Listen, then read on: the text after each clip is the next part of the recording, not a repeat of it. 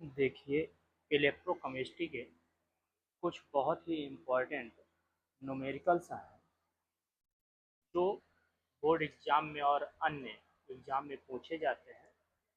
जैसे इसमें पहला आपका ये बुक का 39 है।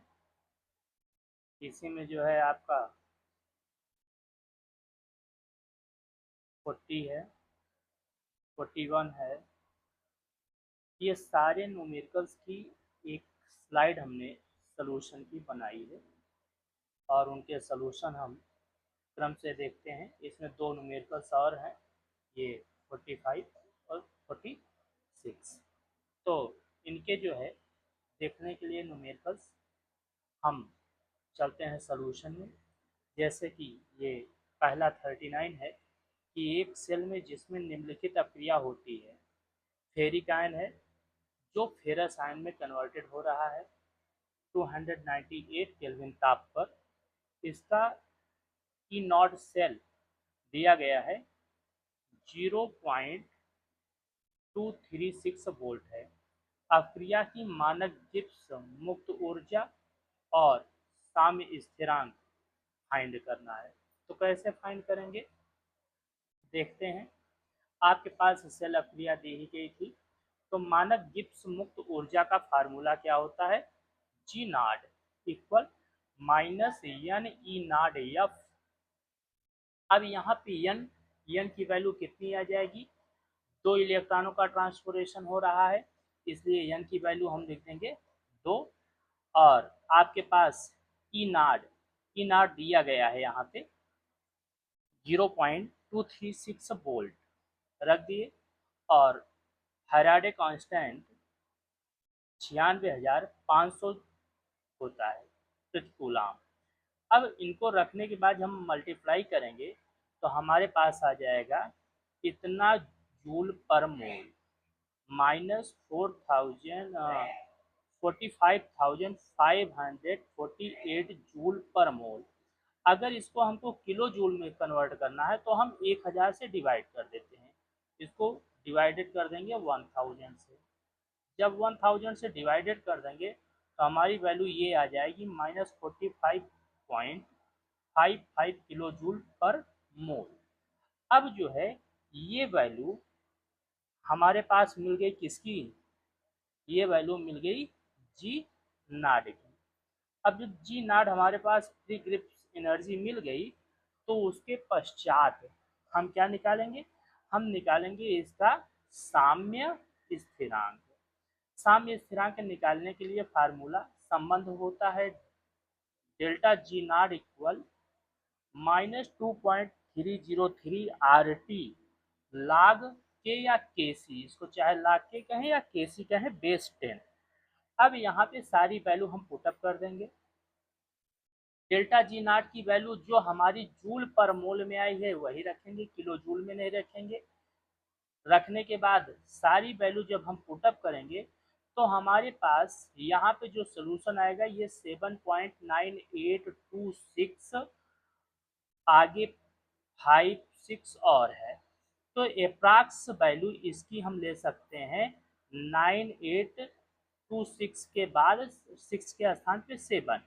अब इसको जो है हम एंटी लॉग लेते हैं। क्या लेते हैं, एंटी लॉग। कैसे लेते हैं, जैसे आपके पास वैल्यू है लिखा हुआ है log के बेस 10 इक्वल आपके पास लिखा हुआ है 45,548 डिवाइडेड बाई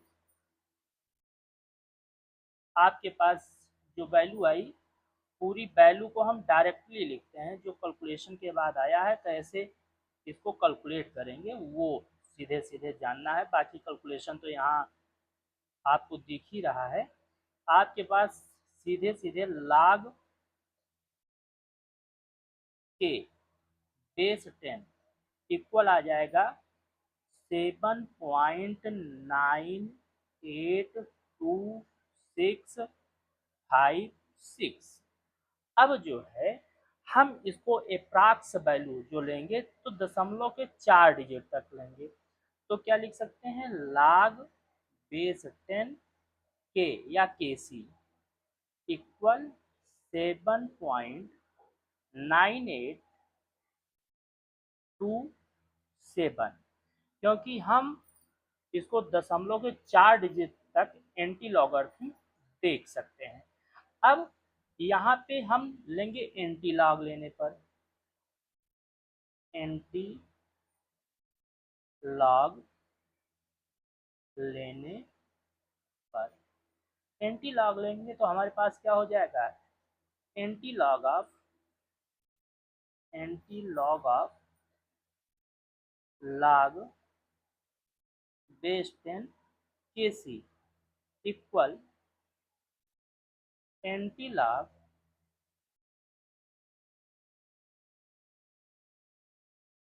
7.9827।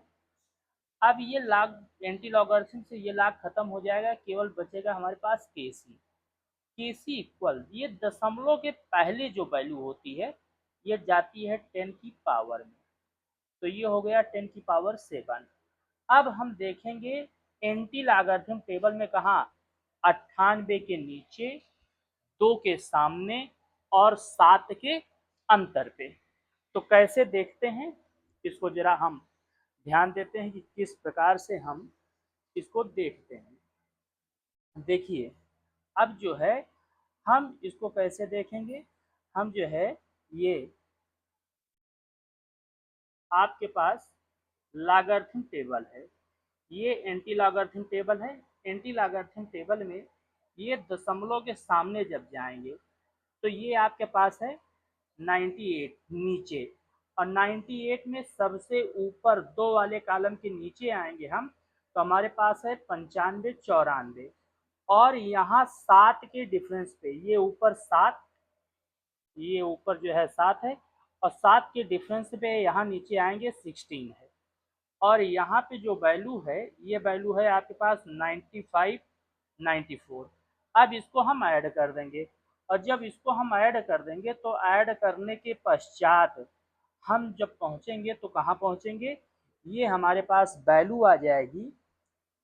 देखिए आपके पास आया था 94 95 94, और इसमें आप ऐड कर देंगे 16। जब ऐड कर देंगे तो ये वैल्यू आपके पास हो जाएगी, यहाँ 6 4 10, 9 1 10 और 1 11, 5 और 1 6 और ये 9, ये वैल्यू आपकी हो गई 9610। अब यहाँ एक डिजिट के बाद ये दशमलव हो जाएगा, ये केसी की वैल्यू आ गई आपके पास कितना, 9.610 इंटू 10 टू दावर -7। यही वैल्यू यहाँ पे आंसर के रूप में लिखा हुआ है।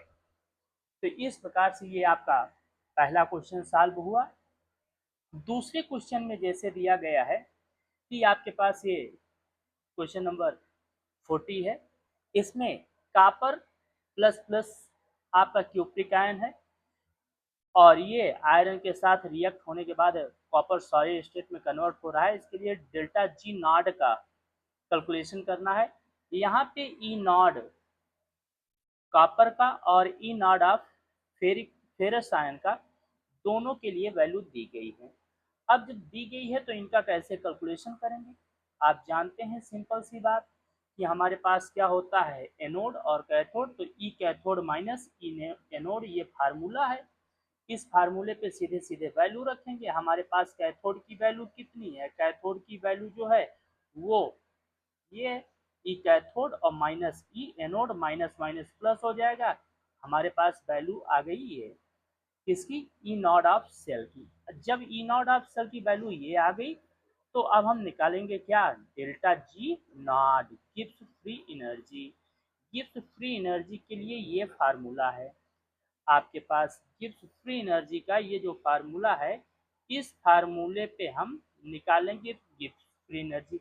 यहाँ इलेक्ट्रॉनों का टोटल ट्रांसपोर्टेशन कितना है, 2 इलेक्ट्रॉन का, तो यहाँ पे एन की वैल्यू कितना आ जाएगी, 2 minus n E naught, E naught कितना कैलकुलेट किया है होके आया हमारे पास 0.178 वोल्ट, ये हमने रख दिया। और फैराडे कांस्टेंट 96,500 कैलकुलेट करेंगे, हमारे पास आ जाएगा माइनस का 150540 जूल पर मोल। किलो जूल में कन्वर्ट करने के लिए फिर से 1000 से अगर हम डिवाइड कर देंगे तो ये हमारे पास आ जाएगा 150.540 किलो जूल, ये हमारे पास किलो जूल पर मोल आ जाएगा। तो इस प्रकार से आप किलो जूल में या जूल में निकाल सकते हैं।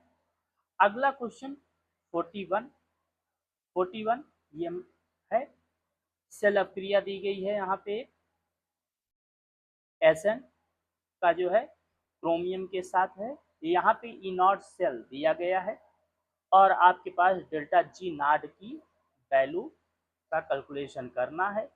तो देखते हैं 41 हमारे पास क्या हो जाएगा, ये अपक्रिया दी ही गई है।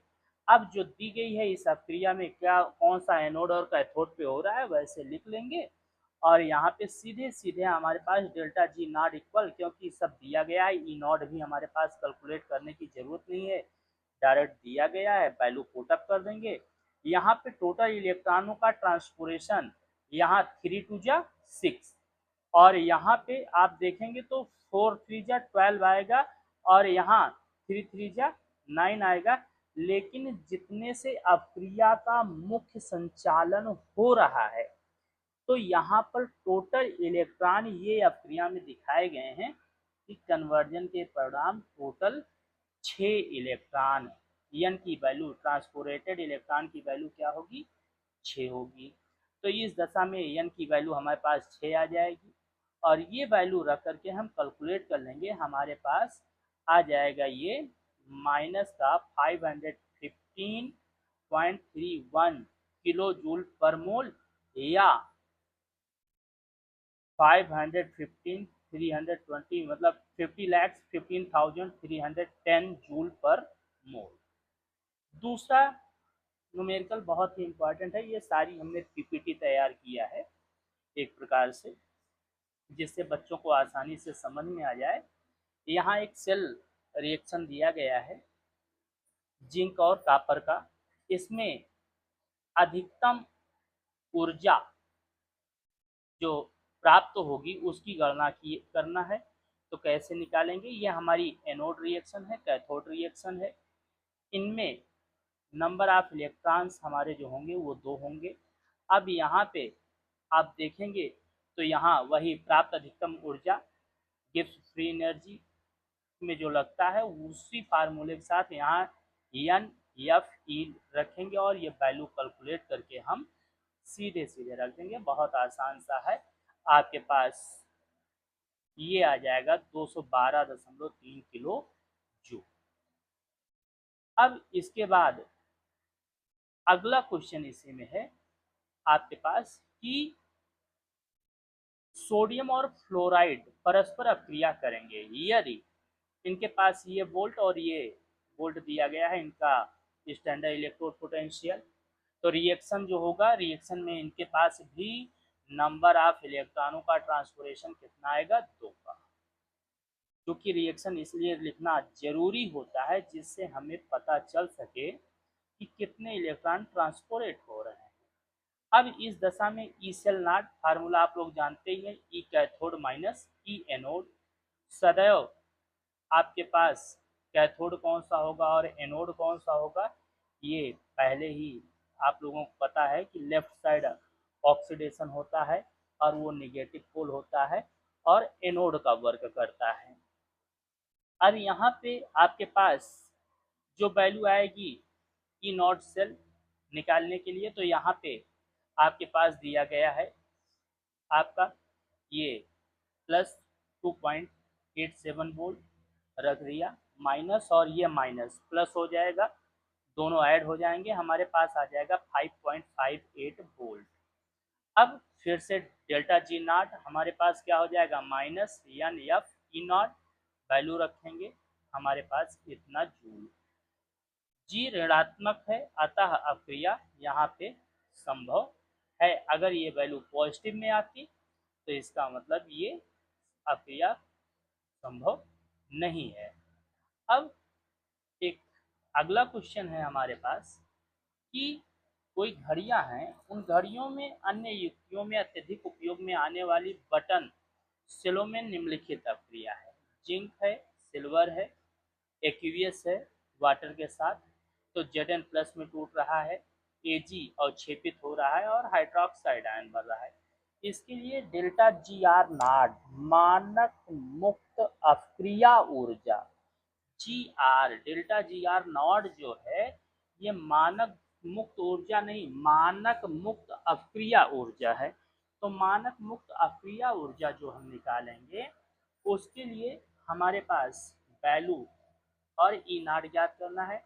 अब आपके पास अक्रिया यहाँ दिया गया है ई नॉट इक्वल कितना है आपके पास 0.76 वोल्ट, और आपके पास इसकी अक्रिया कितनी गई है 0.0344 वोल्ट। तो आपके पास यहाँ पे हम रिएक्शन लिख देंगे। हमारे पास ये E1 नॉट और E2 नॉट होगा। यहाँ पे ई सेल हमारे पास है, ई सेल इक्वल हमारे पास E1 सॉरी E2 नॉट और प्लस E1 नॉट हो जाएगा, E2 not plus E1 not equal ये हमारे पास वैल्यू का कैलकुलेशन आ जाएगा। और यहाँ पर टोटल नंबर ऑफ इलेक्ट्रॉन 2 हैं, ये आपके पास 1.14 वोल्ट आ जाएगा, परस्पर ये ऐड हो जाएंगे। वैसे जिंक का स्टैंडर्ड इलेक्ट्रोड पोटेंशियल जो होता है ये माइनस में होता है, तो माइनस में होने के कारण यहाँ पर ये माइनस में भी आप लिख सकते हो। और माइनस में लिखेंगे तो ई कैथोड माइनस ई एनोड, तब आप यहाँ पे माइनस लगा सकते हैं। तो ये यहाँ पे माइनस और ये माइनस आके आपका प्लस हो जाएगा और फिर भी इतना ही वोल्ट आएगा। अब इस अक्रिया के लिए अक्रिया मुक्त ऊर्जा निकालेंगे। अक्रिया मुक्त ऊर्जा के लिए भी वही फार्मूला होता है, minus n F E naught रख देंगे। आपके पास माइनस एन की value 2 electron, F Faraday constant और ई नॉट अभी कैलकुलेट करके आप निकाले। ये कैलकुलेशन होने के बाद कितना जूल आ जाएगा और किलो जूल में कन्वर्ट करेंगे तो यहाँ पे सीधे सीधे आपके पास 10⁵ लिखा है, मतलब 1 2 3 4 5 डिजिट इधर के, तो आपके पास -2.13 इंटू 10⁵ जूल आ गया। फिर एक गैल्वेनिक सेल के लिए अक्रिया दी गई है आपके पास, ये आपका नेक्स्ट क्वेश्चन है 45। ये 45 में यहाँ पर आपके पास देखें दिया गया है कि गैल्वेनिक सेल का मानक ये है।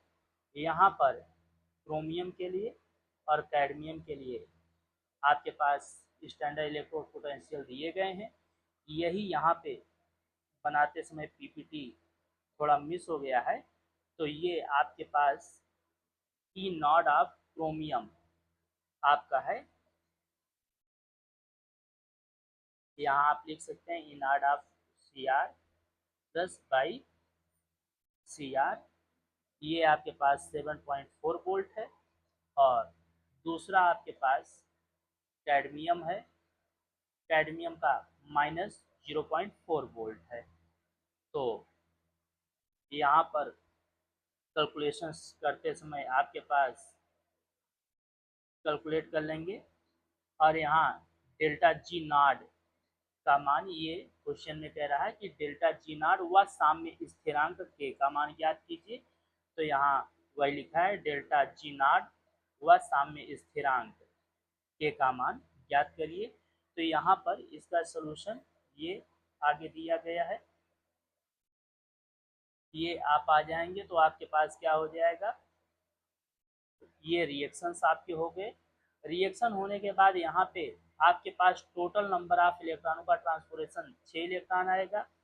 ई नॉट सेल निकालने के लिए ई कैथोड माइनस ई एनोड लगाएंगे, तो ई कैथोड -40 और इसमें 0.74 ऐड होगा, माइनस माइनस प्लस हो जाएगा, ये 0.34 वोल्ट पॉजिटिव में आ जाएगा।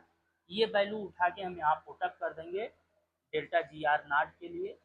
तो यहाँ एन का मान अभी अभी जैसे बताए कि प्लस का आपके पास 6 इलेक्ट्रॉनों का ट्रांसपोरेशन हो रहा है, तो माइनस फार्मूले में तो -6 इंटू 0.34, ये 0.34 स्टैंडर्ड इलेक्ट्रोड पोटेंशियल है, फैराडे कांस्टेंट 96,500 कूलाम वोल्ट पर मोल। इस प्रकार से ये आपका जूल पर मोल में आ गया। अब सेम चीज़ें वही जैसे पहले क्वेश्चन में आप किए थे कि आप यहाँ पे ये फार्मूला रखेंगे 2.303 RT log 10 base 10 log Kc, ये डेल्टा जी नॉट अभी ये कैलकुलेट करके निकाले हैं, इसी में रखेंगे जूल पर मोल में। इसके बाद जो है फिर आपके पास यहाँ एंटी लॉग लिया जाएगा, एंटी लॉग इतना और इतना लेंगे तो ये 34 पावर में 10 की पावर में आ गया। आप 50 के सामने देखेंगे, 1 के नीचे देखेंगे, 4 के अंतर पे देखेंगे, तो ये वैल्यू आपकी कैलकुलेट होके आएगी और इस प्रकार से ये आंसर आपका फाइनल हो जाएगा। किस प्रकार से लॉगरिथम टेबल में देखना है एंटी लॉगरिथम में, अभी अभी मैंने उसको आप सभी लोगों को बताया था। लास्ट क्वेश्चन है आपका 46, 298 केल्विन पर अपक्रिया के लिए साम्य स्थिरांक की गणना की गई है। अपक्रिया दी गई है, अपक्रिया सेल में यहाँ ई नॉट ऑफ कॉपर के लिए दिया गया है 0.34 वोल्ट और जिंक के लिए दिया गया है ये माइनस का, जैसे अभी ये क्वेश्चन बताया कि जो दिया गया है जिंक में वो पॉजिटिव नहीं होगा, वहाँ पे माइनस का वो 0.76 वोल्ट होगा। तो वहाँ पे फिर वही formula E naught cell equal E cathode minus E anode रखेंगे, माइनस माइनस प्लस हो जाएगा, 1.1 वोल्ट आ जाएगा। Delta G naught same formula minus E naught of cell. अब यहाँ पे रिएक्शन लिखने से हमें पता चला कि कितना हमें मिल रहा है ट्रांसपोर्टेड इलेक्ट्रॉन, फाइंड कर लेंगे और फाइंड करने के बाद सारी वैल्यू पुटअप करने के बाद कैलकुलेट करेंगे। डेल्टा जी की वैल्यू जो आएगी अब वहाँ से हम रख करके और क्या निकालेंगे साम्य स्थिरांक, फिर हमारे पास वही फिनोमिना आ जाएगी log के बेस 10 इक्वल हमारे पास आया 37.2074। अब यहाँ 37 ये 10 की पावर में आ गया और 20 के सामने हम देखेंगे, 7 के नीचे देखेंगे और 4 के अंतर पे डिफरेंस पे जो वैल्यू रहेगी उसको ऐड कर देंगे, तो हमारे पास कैलकुलेट होकर के ये वैल्यू आ जाती है 1.612 गुणे 10⁻37। ये है साम्य स्थिरांक का मान। इस प्रकार से ये सभी इम्पॉर्टेंट क्वेश्चंस आप लोगों के सॉल्व होते हैं और उम्मीद करते हैं कि आप लोग इसको